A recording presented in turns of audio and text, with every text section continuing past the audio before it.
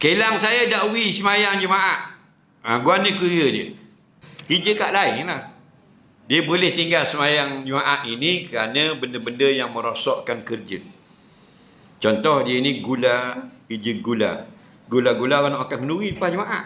Tiba-tiba kayu pulak basah jadi lambat masak. Ingat dam pukul 12 khidmat jemaah.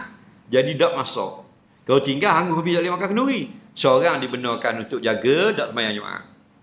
Atau kerja-kerja yang penting tak boleh tinggal fardu kifayah. Contoh, bomber. Ada satu pasukan berjaga untuk jaga-jaga takut terbakar. Boleh. Pasukan itu bergilir pulak semayang minggu depan.